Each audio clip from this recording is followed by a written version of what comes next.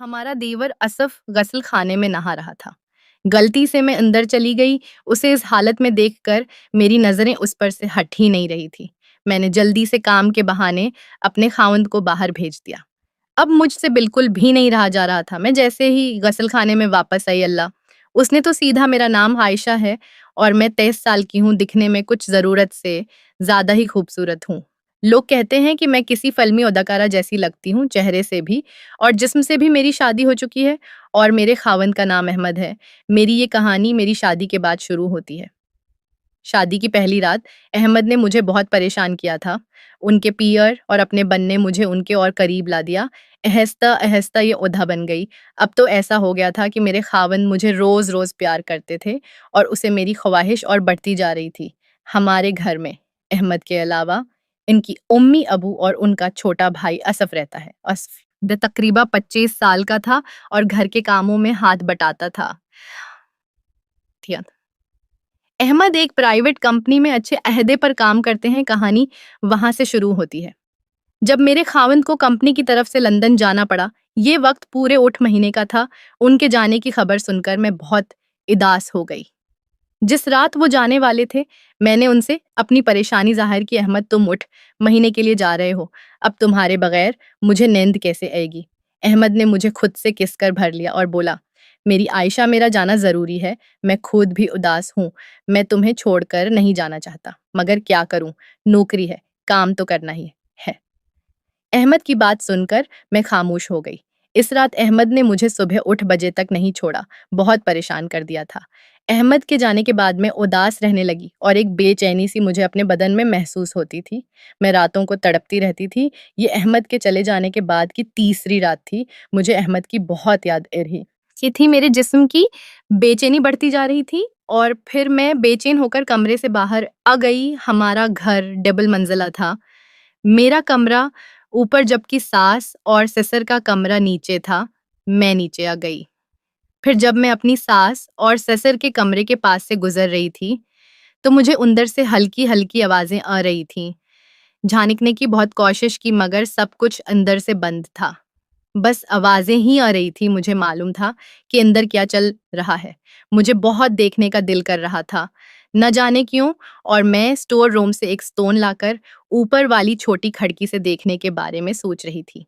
इरशाद आज से काम न बनने वाला था।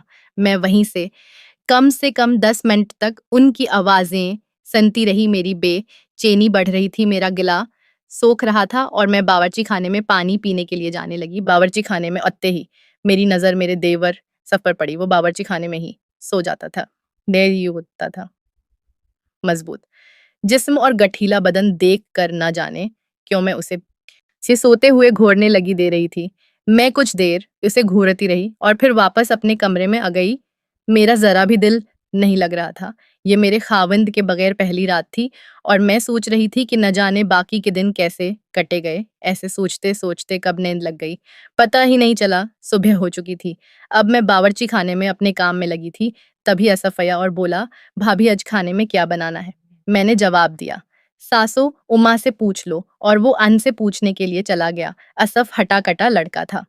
दिखने में सांवला था लेकिन उसकी कद व कामत बहुत मजबूत थी। अगले दिन मैं सुबह उठी और ऐसे ही बाहर टहल रही थी कि तभी असफ दिखाई दिया, जो नहाने के लिए जा रहा था। हमारे घर के बाहर ही एक गसल खाना था और वो उसी में नहाता था। जैसे ही वो गसल खाने में गया, उसने दरवाजा हल्का सा बंद किया और नहाने लगा। दरवाजे में कंडी नहीं थी। मैं वहीं इस पास टहलती रही और असफ के बाहर उड़ने का इंतजार करने लगी कि थोड़ी देर बाद वो नहाकर बाहर आ गया और उसने मुझे देख लिया। उसने कहा, भाभी अब तो अज बड़ी जल्दी उठ गई हूँ। मैंने जवाब दिया, हाथ थोड़ा टहल रही थी। वो सिर्फ अपनी लंगोट में था और ऊपर कुछ भी नहीं पहना था। वो सुबह की धूप में खड़ा होकर अपने बाल सुखाने लगा। मेरी नजर इस पर से ही थी नहीं रही थी। उसे देखकर मुझे अहमद की बहुत याद आ रही थी। पहली बार मेरे दिल में अपने ही देवर के बारे में ऐसे ख्याल आ रहे थे। मेरे अंदर की आग की वजह से मैं अपने अब पर काबू खोती जा रही थी। असफ अपने काम में लग गया था और मैं अब तक नहाई भी नहीं थी। मैं जल्दी से नहाने चली गई और कपड़े पहनने लगी, लेकिन आज मैंने तायद कपड़े पहने थे जो मेरे जिस्म से एकदम चिपके हुए थे। ये एक सलवा सौद था। अब मुझे देखना था कि असफ मुझे नोट्स करता है और नहीं। जैसे ही मैं उसके सामने गई और उसकी नज़र मुझ पर पड़ी, उसने थोड़ी देर मुझे देखा, फिर जैसे ही मेरी नज़र इस पर गई, उसने फ़ौरन अपनी नज़र हटा ली। मैं समझ गई थी कि असफ उसे देख रही हूँ। मैंने सोच लिया था कि असफ को कैसे सीधा करना है। शायद वो डर रहा था। मेरे दिमाग में एक आइडिया आया कि क्यों ना मैं उसके गसल खाने का पानी बंद कर दूं। रात होते ही मैं चुप कर गई और उसके गसल खाने के नल को घम्मा कर बंद कर दिया। साथ ही गसल खाने वाले पाइप में हल्का सा कट लगा दिया, ताकि अगर किसी ने पूछा कि गसल खाने का ना ऊपर से पानी बाहर रहा था, इसलिए मैंने उससे बंद कर दिया। अब मैं सुबह होने का इंतजार करते करते सो गई। आज मैं जल्दी उठ गई थी और बाहर आकर असफ के आने से पहले ही टहलने लगी। थोड़ी देर में आसफ नहाने के लिए गसल खाने की तरफ जा रहा था। मैंने उसे जाने दिया। जैसे ही उसने बाल्टी भरने के लिए नल चलाया, इसमें पानी नहीं था।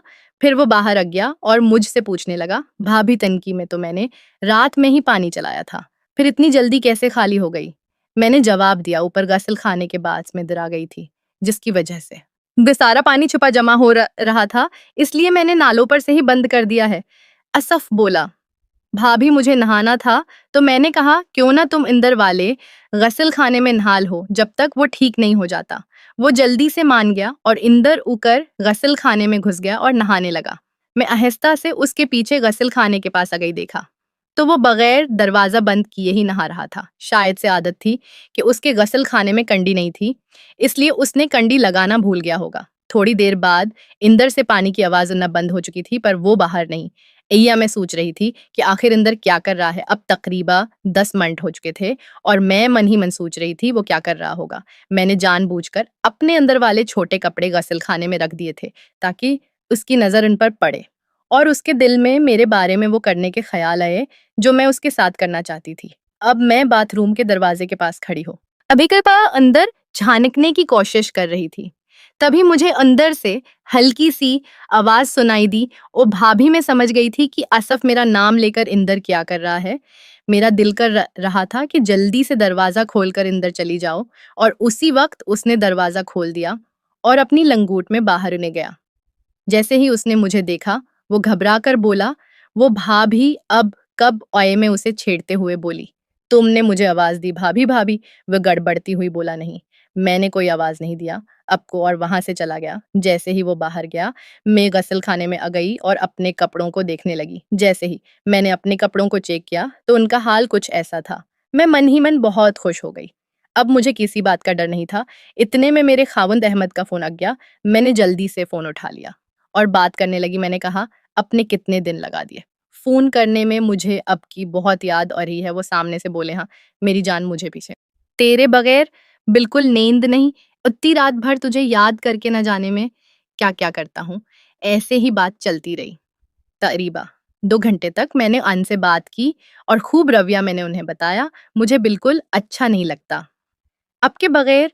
अब जल्दी जाओ ना मेरी जान, में दिन रात आपके लिए तड़पती हूँ। वो